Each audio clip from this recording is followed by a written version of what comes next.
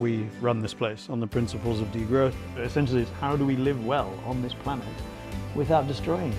Watermelons. Spies in the military are helping him.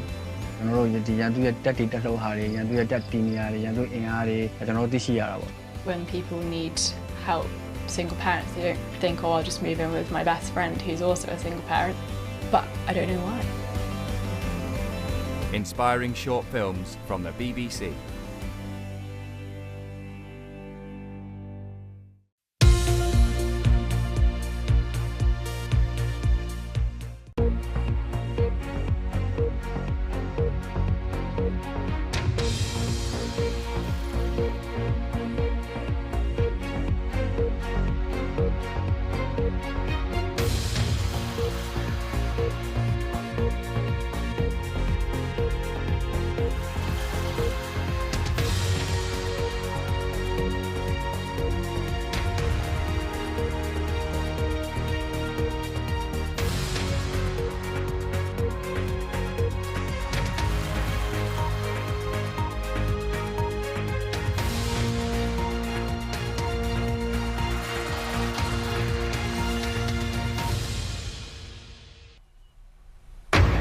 Live from Washington, this is BBC News. A US judge orders a limited pause on certain steps by the Trump administration to dismantle the world's largest aid organization. Dozens of countries, including some of America's closest allies, condemned Donald Trump's decision to impose sanctions on the International Criminal Court. And the UK government demands the tech giant Apple gives security services access to users' encrypted data.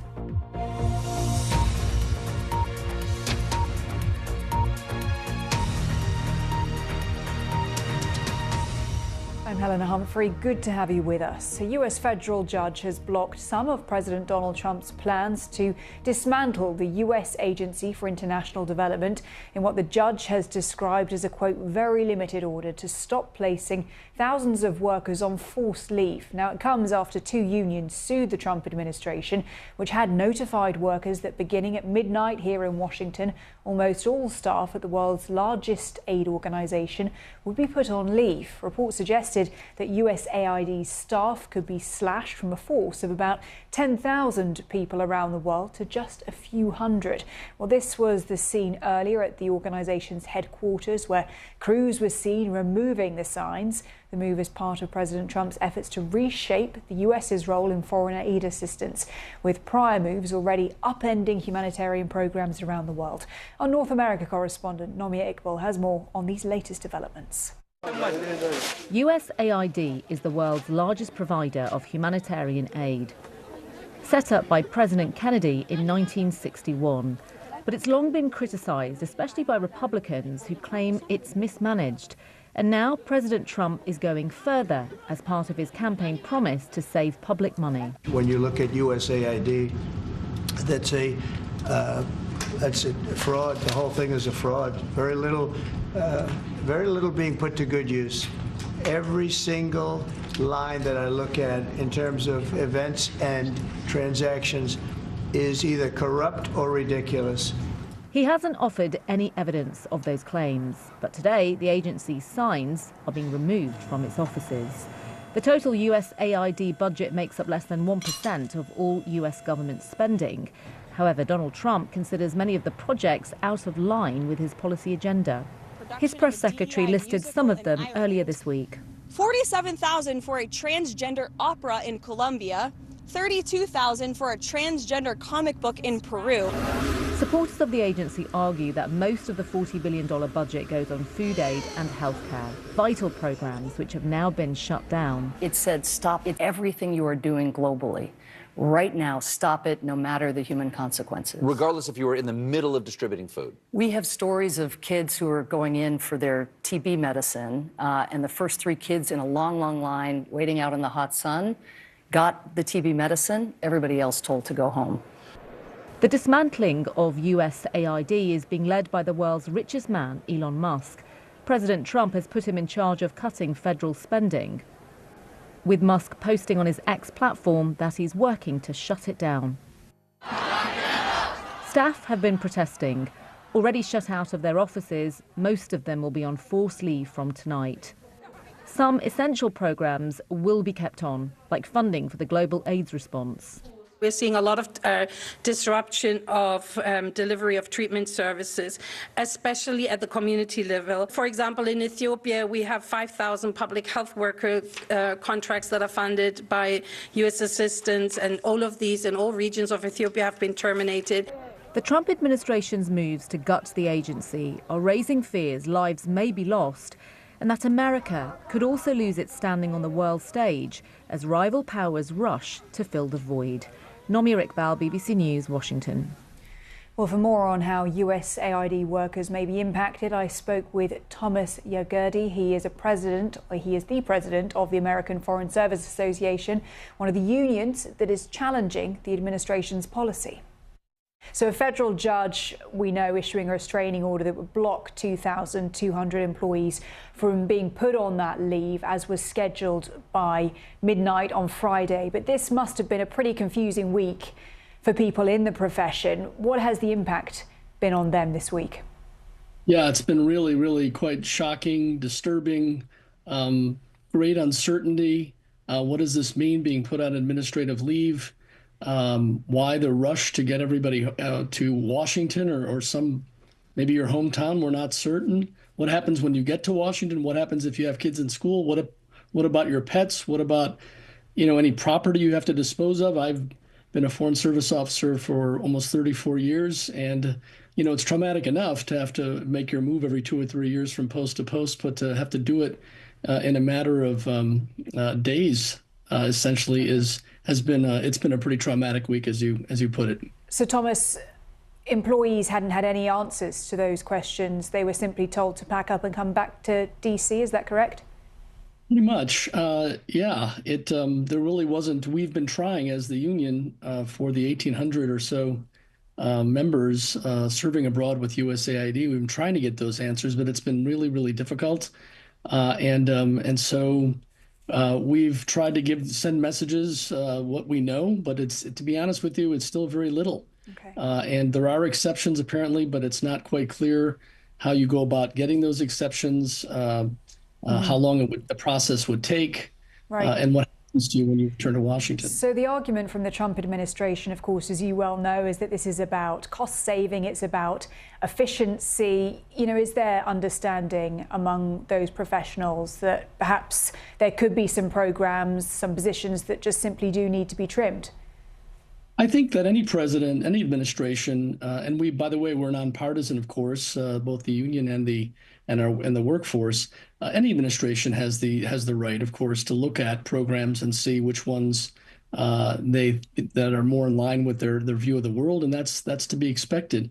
But this is sort of unprecedented. This is sort of a wholesale stoppage of what USAID is doing and essentially dismantling the agency, which is, as you know, been around since 1961.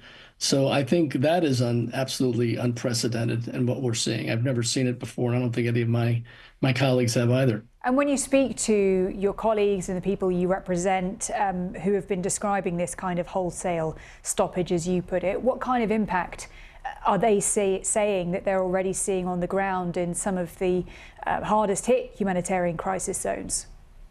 Well, kind of like what your reporter just talked about, all the things that are done. USAID is the world's premier development association that does so many good things. Humanitarian assistance, life-saving medicine.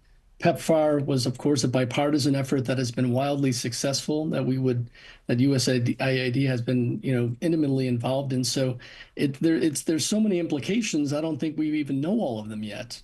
If you all of a sudden take all these professionals out of the arena, so to speak, and bring them back to Washington, you're just losing a huge amount of expertise. You're losing ability to engage with host governments, with the continuation of these vital services. It's just really, really unprecedented. And I think we still don't know all the implications, but generally it's pretty bad. It just is. Well, President Trump's pick for the head of the Office of Management and Budget, Russell Vought, is now leading the Consumer Financial Protection Bureau, according to a report by the Wall Street Journal. Well, Vought now serves as the acting director of the CFPB, which is tasked with regulating financial institutions and handling consumer complaints. It comes 4 days after President Trump fired the head of the agency, who was in charge during the Biden administration. Meanwhile, 19 Democratic attorneys general sued the Trump administration on Friday to stop Musk's Department of Government Efficiency, or DOGE, from accessing sensitive data in the U.S. Treasury Department. Now, they allege that President Trump allowed DOGE to access the Treasury's central payment system, which contains personal and financial data, and send out trillions of dollars in payments. Well, President Trump has granted DOGE a sweeping mandate to review costs at various agencies in what supporters applaud as reining in spending. But Elon Musk's team has sparked concern among critics who perceive the tech boss's actions as an overreach of power. Well, here's a bit of what New York's Attorney General Letitia James said in a video statement posted on X. She filed the case against the administration. President Trump does not have the power to give our private information away to whomever he wants. And he does not have the power to cut federal spending that Congress approved, much less to do so by giving the richest man in the world the keys to all Americans' most sensitive information. As Democratic attorneys general, we are suing to stop this unprecedented and unauthorized attack and to protect your personal information. And amid efforts by the Trump administration to cut costs, the US president says that he wants to slash America's trade deficit with Japan and has warned Tokyo that tariffs against them are not fully off the table. Now, he made those remarks as he welcomed the Japanese Prime Minister Shigeru Ishiba to the White House for their first face-to-face meeting. Mr. Trump also announced that Japan's Nippon Steel is dropping its $14.1 billion acquisition of US steel, instead making an investment in the American company. Well, the sale was blocked by President Biden over national security concerns, and Mr. Trump reiterated on Friday that he also opposes a sale. Meanwhile, the US president has postponed a call with his Panamanian counterpart, Jose Raul Molino, a day after Mr. Molino accused the US of spreading lies and falsehoods about the Panama Canal. Well, Mr. Molino made those comments in response to claims from the US State Department that Panama had agreed to waive fees for the US government vessels crossing through the canal, something that he said was not possible under Panama's constitution. Well, Panama did agree to withdraw from China's Belt and Road Infrastructure program, a move criticized by China's foreign ministry as sabotage. Our Central America correspondent Will Grant sent this update from Mexico City. Donald Trump certainly hasn't abandoned his claim that the Panama Canal should return to US control and that it was a mistake by Washington under Jimmy Carter to sign an agreement that put it back in Panamanian control in 1999. That, of course, is going to continue to keep the two countries apart on this issue because the Panamanian government, the Panamanian president, Jose Raul Molino, is completely convinced that this is Panamanian territory, it is sovereign territory, and it is not to be meddled with. But let's talk about some of the positives that have come out this week in terms of Washington's attempts at diplomacy on this issue. First, of course, Secretary of State Marco Rubio's first international trip was to Panama. His trip around the region began there, and he held talks with President Molino on this issue. Shortly thereafter, Mr. Molino said that Panamanian involvement in a Chinese initiative called the Belt and Road Initiative, which is about global infrastructure flows, global flows of trade, would come to an end. That is something that the White House under Donald Trump will have wanted to hear. Those are all positive steps, I think, in terms of that bilateral relationship. The less positive steps are, of course, is that that claim still continues, that Mr. Trump continues to suggest that China gets preferential treatment, that China, in a sense, runs the canal, something the Panamanian government robustly denies. There's a sort of irony at the heart of this all as well, and that is the fact that Panama represents one of Washington's biggest allies in the region, and there must be people there scratching their heads as to how this situation could possibly have come about. These are allies that stretch back decades. The issue of the Panamanian Canal has brought them together for many, many years. Panama has supported Donald Trump's efforts on migration by trying to close the entrance to the Darien Gap, through which people move through South America up towards Central America and on to the United States. They're essentially doing everything that Mr. Trump would want of them, and yet now there is this apparent claim over ownership and management of the Panama Canal. It feels in essence like one of those things that will get organised, that Donald Trump is essentially trying to push Panama to the negotiating table. So far he's been pretty successful in that regard, but they are still a long way from resolving it. Well, President Trump announced he is revoking former President Joe Biden's security clearances and stopped his daily intelligence briefings. In a post on Truth Social, President Trump said there was no need for his predecessor to receive classified information.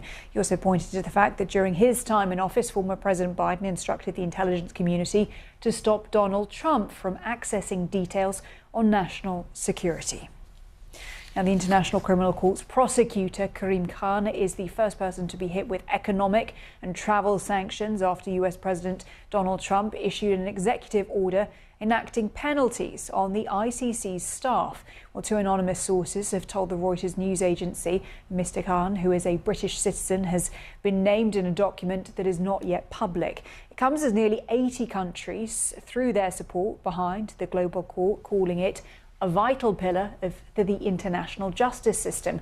And the ICC says that it will stand by its personnel and will continue providing justice and hope to millions of innocent victims of atrocities around the world. The court was established in 2002 to hold individuals accountable for atrocities such as war crimes and genocide. And last year, the tribunal issued an arrest warrant for the Israeli Prime Minister Benjamin Netanyahu, accusing him of war crimes in Gaza, claims that Israel denies. The ICC has also issued warrants for top Hamas leaders on the same day. And now, with President Trump sanctioning the Hague-based court, ongoing investigations into alleged Israeli war crimes could prove difficult. The Israeli Prime Minister, who's wanted by the ICC, has praised the US president for ordering sanctions against the tribunal. Now, on Friday, Hamas announced the names of 3 male Israeli hostages that it's due to release from captivity on Saturday. The group says that Israel is expected to release 183 Palestinian prisoners in exchange. Our correspondent, Wira Davis, has more now from Jerusalem. Well, we've now finally had the list of the next 3 hostages to be released under phase 1 of the ceasefire agreement between Israel and Hamas. So by the end of the weekend, a total of 21 hostages will have been released in exchange for more than 500 Palestinian prisoners from Israeli jails. Much more aid is getting into Gaza, of course, and there's been a partial reopening of the border between Egypt and Gaza through the Rafah crossing. So there's tangible benefits from this ongoing ceasefire deal, even though it's been coming under a lot of pressure, particularly from those who want the war against Hamas to restart. The next 3 hostages to be released are all men. They're Eli Sharabi, Or Levy and Ohad Ben Ami. Now, they are all men, 2 of them from a kibbutz. One of them was abducted from the music festival where more than 300 people were killed on October the 7th.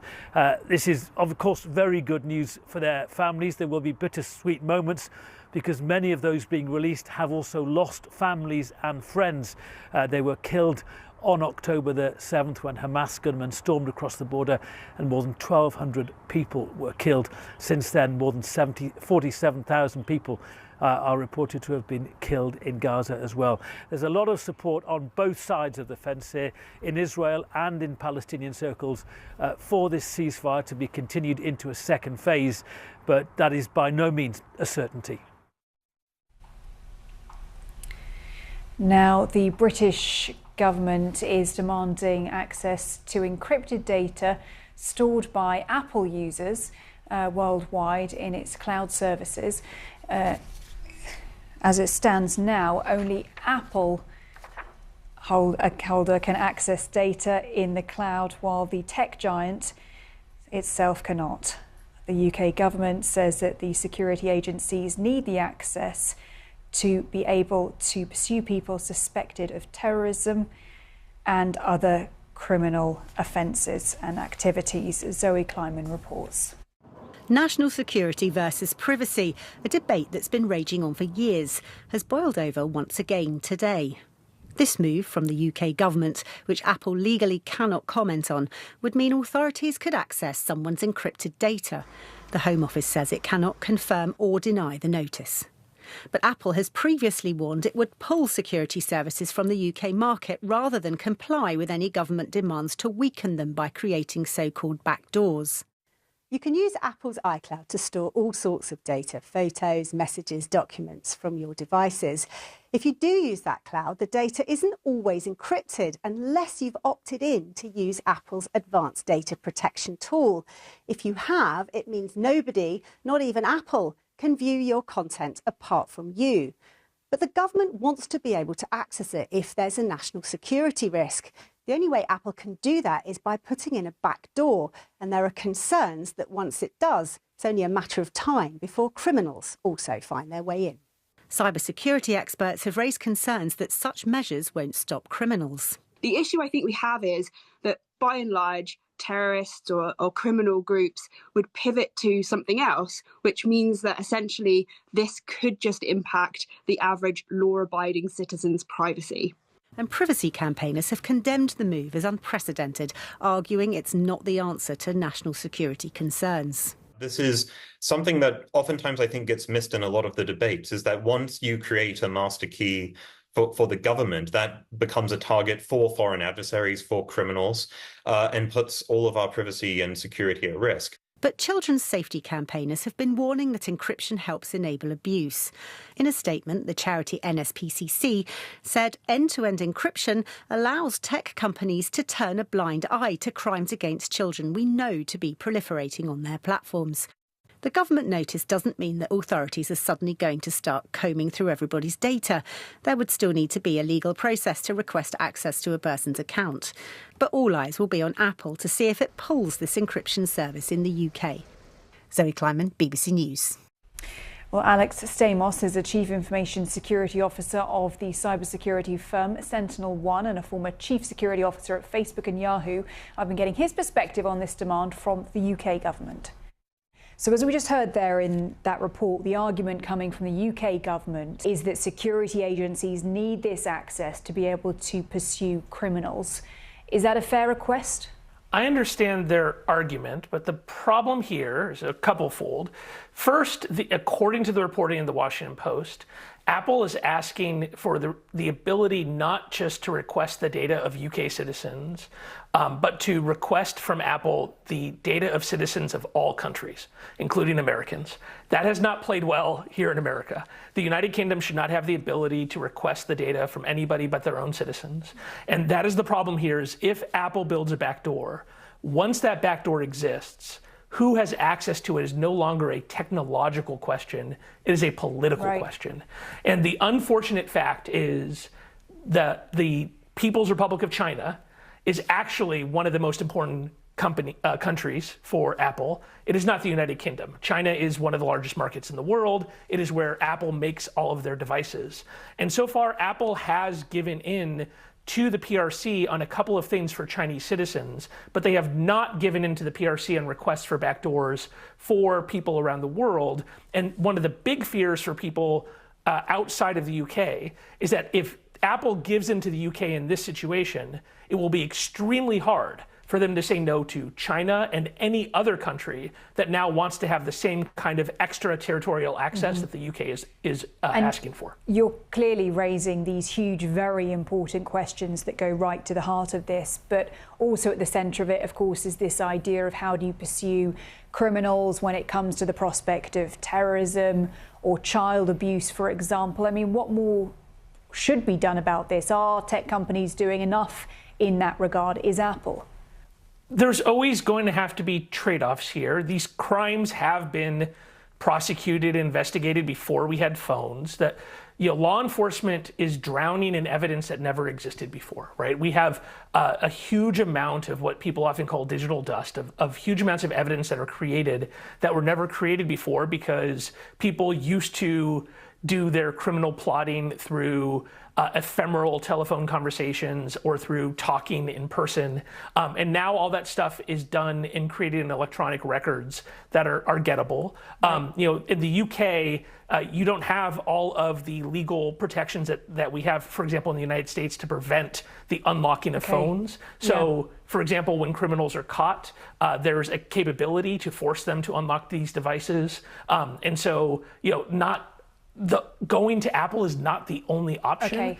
Here in the United States, our FBI used to be asking for backdoors, but the FBI recommends that Americans use encrypted messaging. Alex. So I just really warn the UK government of reducing the security of UK citizens this way. I do not think it works for the UK, and it does not work for people around the world. Well, in less than 48 hours' time, the Super Bowl kicks off in New Orleans. The matchup is between the Philadelphia Eagles and the Kansas City Chiefs, who are hoping to make history by winning their third Super Bowl in a row. But the game in New Orleans comes just a month after 14 people were killed early on New Year's Day in an attack on the city. Our US news partner CBS News reports that the Superdome, the stadium hosting the game, will be scoured by bomb-sniffing dogs, and federal law enforcement agencies will deploy rooftop snipers. Well, the BBC's Nesta McGregor, who is in New Orleans, has more. As we talk about security, you might be able to hear the police sirens approaching. We're outside a fan experience where fans can try their hand at being part of the NFL. But with the Super Bowl usually comes super security. I spoke to the NFL Commissioner, Roger Goodell, yesterday, who says it's up there with a presidential inauguration. And look, it's, as you mentioned, the New Year's Day attack is still fresh in the memory of people in New Orleans. Bourbon Street, where it happened, that's still closed off to traffic, and all around the city you can definitely see extra security measures. There are roadblocks, there are sniffer dogs, the National Guard are on patrol. So, it's a city on high alert, but trying to look forward. Well, that's it. You are up to date. Many thanks for being with us from all of our colleagues here in Washington, D.C. Our team in London will take over from here. Have a very good evening. Bye for now.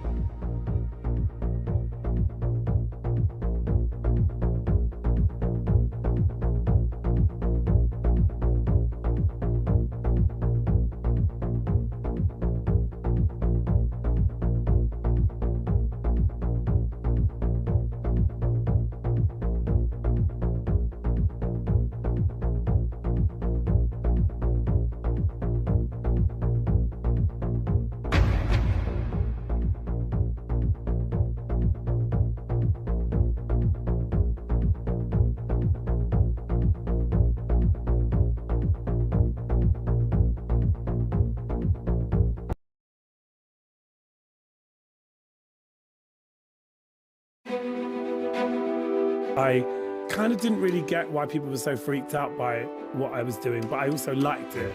I understood even then it was just clothes. It's just makeup and clothes. Why do you care? Ritual and living tradition are really significant here in Bulgaria, and that's important because we don't need all of this, but somehow it matters. Subtitles have become something that is not a barrier, and I think that to me has been such an amazing gift. Even when I was writing it, it wasn't clear if people would want to watch a movie that is properly bilingual. People think you play music, they dance. That's not true. You see people, their movement, how they dance. You respond to that. We underestimate our need to be in spaces where we celebrate life. And it's so important that working class kids can get access to that.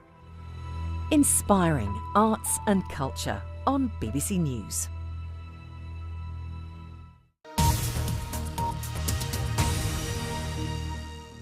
Exploring new destinations around the globe and uncovering hidden sides to some of the world's favourite holiday hotspots. Now on BBC News, The Travel Show. Welcome to Romania.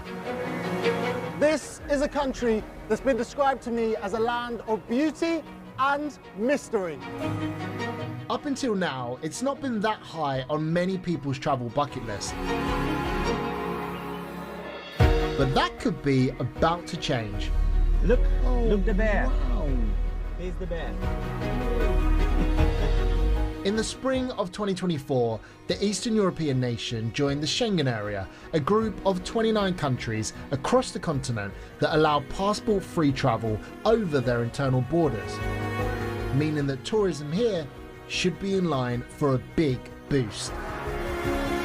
It's been over 3 decades since the nation turned its back on communism. And now it's ready to show the world its diverse culture. Tourism, it's one way, or maybe the single way that some villages can survive and develop. And dramatic landscapes. You don't want to eat a lot before you go to Transfiguration, yeah? Must be something special that an accident happens with the bear. Because we cannot live alone. We have to share. But what I want to know is this hidden gem ready for the spotlight?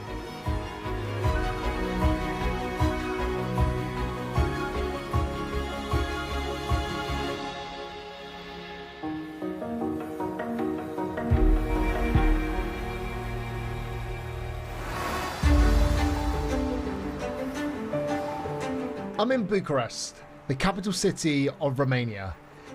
This is my first time in Romania, so I am very excited. I feel like already there's a lot to see here. Every building here is wildly different. You find yourself thinking, I wonder who lived here, or what happened there? I've been told that this is the heaviest building in the world, the Communist era's Palace of Parliament. It has more than 1,000 rooms and incorporates over 1 million cubic meters of marble in its design, but also carries a weighty historical legacy. The building was the brainchild of the country's brutal former dictator, Nicolae Ceausescu. In the early 1980s, he ordered a fifth of the city to be razed to the ground, displacing thousands of families, all to make room for this supersized shrine to his regime. The scale of this, I mean, this is just huge. Bogdan Mirica is a Bucharest-based journalist and grew up during the communist era. What was public reaction? Were they like, wow, look what we've managed to build? Or was that kind of like the start of people turning against this regime? It was one drop. You didn't have any information media back then. All the newspapers were controlled by the state, you know? and you didn't know what happened here. Maybe if you have a relative, they told you, yeah, they moved us to build this. I think because like I haven't grown up in any environment that's been similar to that, you kind of forget, like, yeah, he controlled everything. Exactly. So there's not going to be this bad story that comes out of someone who lived there getting interviewed and saying, I've lost my house, my life is gone, I'm incredibly sad. It's just going to be glorious building gets built, look how great Romania is. Ceausescu's rule came to an end on Christmas Day in 1989. The country revolted, and he and his wife, Elena, faced a firing squad. More than 1,000 Romanians died in the uprising, but the country has since embraced democracy and joined the European Union. However, signs of Ceausescu's legacy are still never too hard to find here. This is the Transfer Garrison Highway.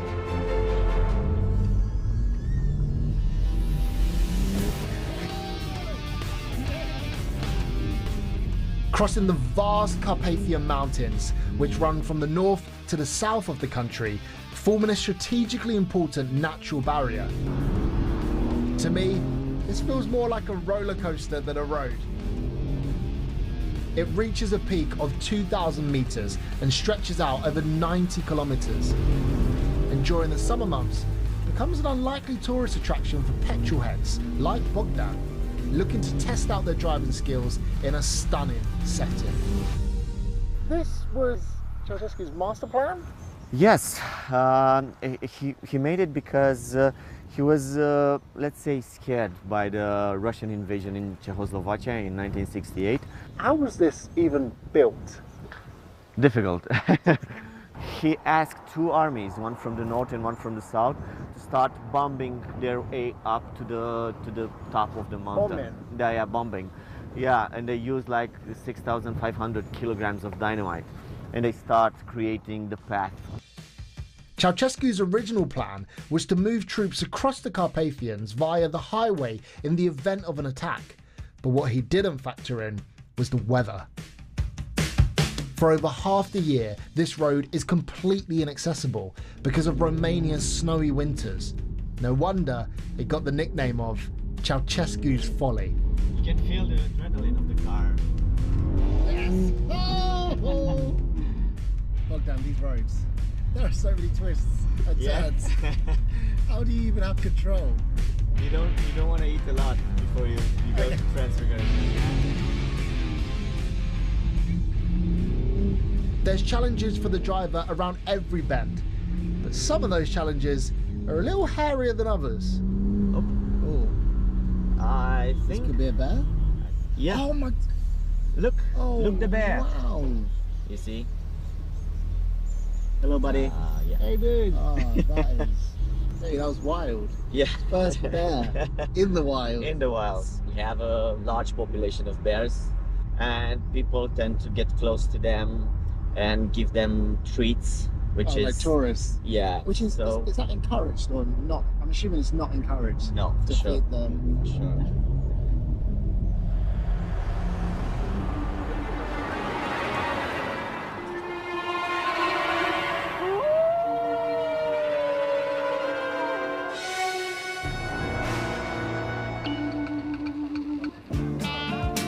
It's a good start. Continuing my journey north, I'm heading to Transylvania, famed for being the main setting of the novel Dracula. The story was inspired by the region's rich folklore and historical figures like the infamous Vlad the Impaler. But the tale's author Bram Stoker never stepped foot in the country. But that doesn't stop the gothic-looking Bran Castle grabbing tourists' imaginations. Baby Dracula tea and the mugs. That's pretty cool. In 2023, over 1 million people visited Bran Castle. It's a major part of tourism here in Romania. For sure, use it as your starting point, but Transylvania is huge and there is loads to see here.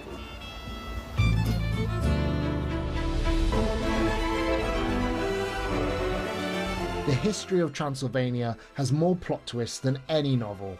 The landscape may look idyllic, But dotted across the countryside is a whole host of fortifications, used in bygone days to defend the region from marauding raiders like the Mongols and the Ottoman Empire. With limited public money to protect historical sites in Romania, groups like Ambulance for Monuments have stepped in to try and save buildings like this from decay. I'm joining volunteer Diana Opria to see how it's done. So we're on the trail right now. Yes, the Via Transilvanica trail. We're along the way. It is a beautiful way to experience Romania with all its landscapes. This is a typical Transylvanian landscape. Yeah. We have many fortificated churches like this one that we see here, the Church of Radeș. Radeș is a really old settlement which dates back to the early 14th century, actually. You mentioned fortified church. Yes. I don't think I imagined there being fortified and church in the same sentence. Yeah. The church in Radeș has been standing for over 700 years, but in the winter of 2016, the bell tower was damaged and came tumbling down. The volunteers from Ambulance for Monuments are made up of craftsmen, local people and students keen to preserve Romania's heritage. A lot of people like yourself study architecture, then come here to help out. Yeah. Did Ciprian teach you some of your tricks? And I'm really happy to learn. And what does he think of your skills? We're a great team. If you have a crack, you don't only clean this around it. You also go 50 centimeters in that side and 50 centimeters in that side. This one, like work with hands is nowadays so therapeutic and so good. So if I'm tired after 5 minutes. Are you tired? Okay. Let's get into work. Yeah. I see what you're doing here. So many decorative elements. Like when you enter, you don't know where to look first. That's the feeling, and even the smell and all that smell. Yes, yes. You know, it feels like a lot of people, especially maybe younger people, leave Romania for different opportunities elsewhere. But you've decided to stay. Why is that? I think it's important for us to stay, maybe for some of us to stay at least. Young people should stay, like I did and like my friends from the ambulance did, because of all of the work that that needs to be done to save what we have.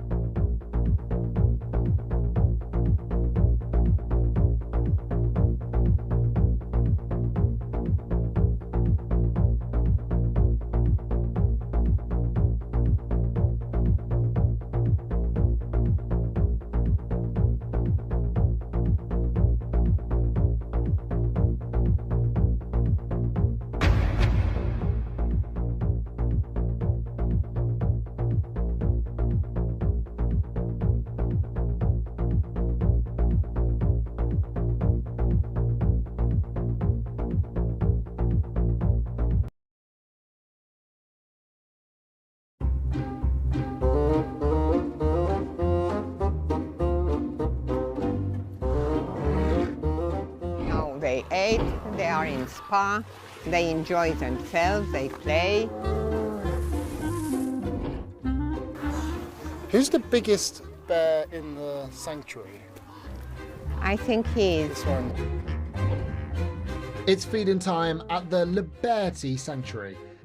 But sometimes I don't know where to find all this food. Sometimes in the evening I pray, what shall I give tomorrow? Because you see, if they have food, if they have enough space, they don't argue, they don't kill each other, because people ask me, how can they be together? And so relaxed. So relaxed. Yeah. Especially around food. You'd imagine they're always going to be arguing over food. During the past 20 years, Christina Lapish and her team have given a home to over 130 bears here in Transylvania. Romania has Europe's largest population of brown bears outside of Russia, with numbers estimated to be around 8,000. We try to build something not like a park or a big zoo. We try to live the nature like in the natural environment. Here is for them 5-star, all-inclusive.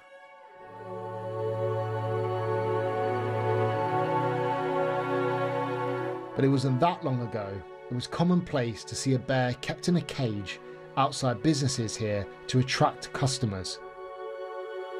Imagine in winter or in summer with the heat, the bear has still traces on her paw. And even with the shoes, it's difficult to stay on this. Christina decided to dedicate her life to bears after meeting Maya, who was being kept in a small, damp metal cage. For 4 years, she constantly visited the brown bear, caring for her the best she could. Sadly, Maya didn't survive her ordeal, and in 2002, she passed away. Just 3 years before the laws that could have allowed Christina to free her came into play. Maya died in my arms. She refused to leave. I promised to Maya that no other bear will live in this condition, and I hope that now when she looks to me from the constellation of bears, she saw that I respected my promise. In summer 2024, Romania's government more than doubled the annual number of legal bear kills after a fatal attack on a teenage hiker on a popular tourist trail. With more tourists expected to arrive since joining the Schengen area, I wanted to know if Christina thought dangerous encounters between humans and bears were going to increase. When you do hear those incidents that people get attacked that aren't feeding a bear and not taking pictures, they're just going for a hike. What's your thoughts on those incidents? I know hundreds, thousands of cases that people who are used to the forest saw a bear and nothing happened. So must be something special that an accident happens with the bear. When you go in the forest, you assume that it could be an accident, not only with the bear, with a wolf, with another animal, with a wild pig. But important is to make noise, because if you make noise, the animal knows that you are coming and goes away, because we cannot live alone. We have to share. If you do go for a trek in the woods, it's also a good idea to never go alone, as there's safety in numbers, and make sure that everyone in the group is properly briefed on the best way to respond if you come across a bear that's maybe a little too close for comfort.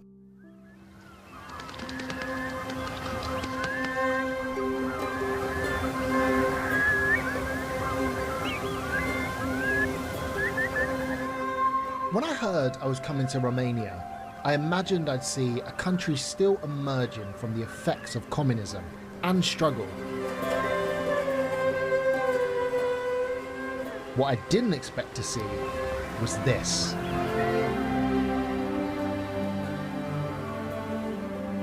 The heart of nature, the Danube Delta. This is kind of magical.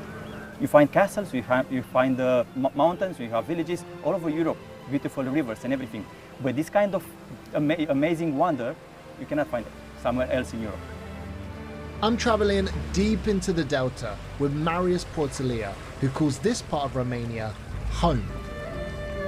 Situated on the borders with Ukraine, This is where the mighty Danube River meets the Black Sea after crossing 10 countries. This 580,000 hectare delta is Europe's largest wetland and is still relatively undestroyed and is home to a huge number of birds, mammals and fish. It's so hard to find this peace in other places. And it just goes, oh. That is a cormorant.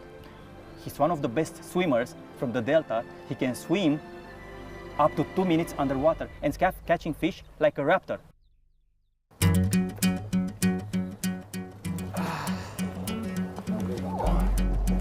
Different experience, right? Yeah.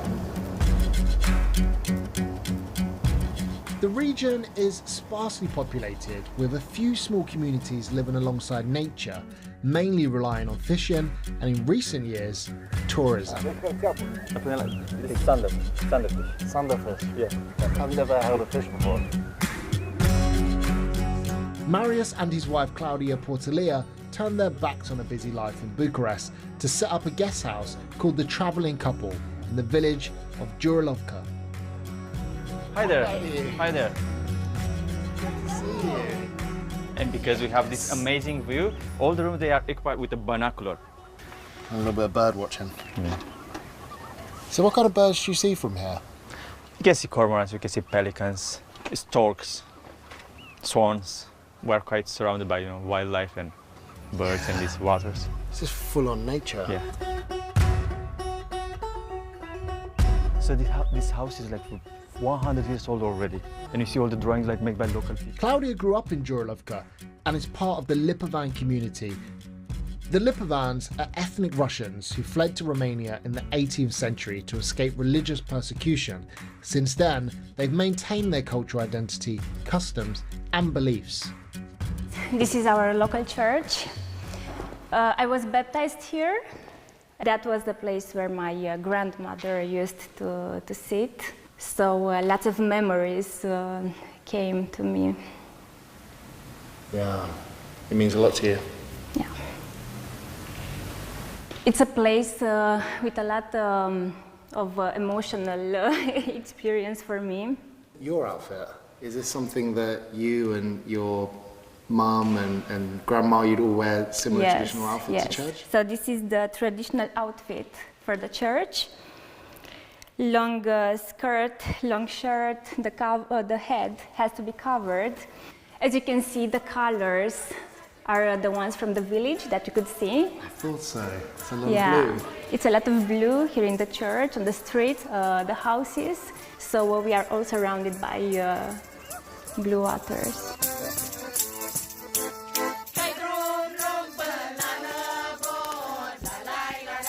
This is platica, it's having many bones, but it's very sweet, so I don't want you to, less bones for you for the moment, until you pass the first test. Do you feel like you took a risk on this?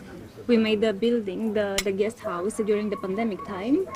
It was risky because no one was traveling anymore. Great time and we were building start something in the tourist. A guest house business, yeah. Yeah, then the war came, and again it was uncertain. What's going on? What is going to happen? How about the locals though? You hear sometimes when there are a lot of tourists, some locals will be like, we don't want you, go back. Have you spoke to many people in the area? It was a positive reaction because the village is growing like this. There are many people that are coming from abroad. They used to work in Italy, in Spain, because they didn't have any working opportunities here. And now they have. They are coming back. Tourism, it's one way, or maybe the single way that some villages can survive and develop. The lady next to her. Yeah. Mi-a zis Daniela acum la ureche, o să știi că ăla, cămașa albă e al meu.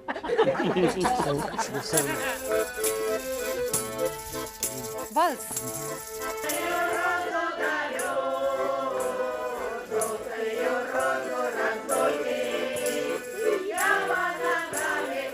When you travel, you often get the sense that everyone's doing the same thing, sharing the same experiences. In Romania, It feels different. It's like we've come here at the start of a new chapter. Yes, it's had a complex and difficult history, but it's emerged out of that and it's now ready to show the world everything that makes it so unique.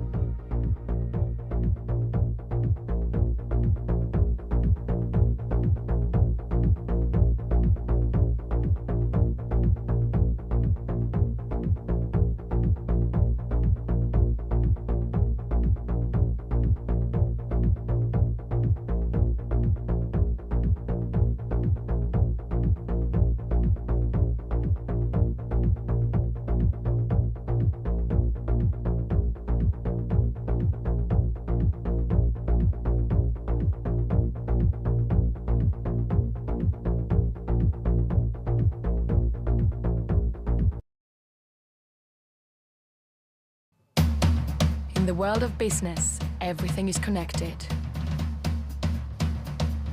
From global hubs to places less traveled. The big stories to your bottom line. The path can be unpredictable. But with the right insights, you can see where the bend in the road will lead.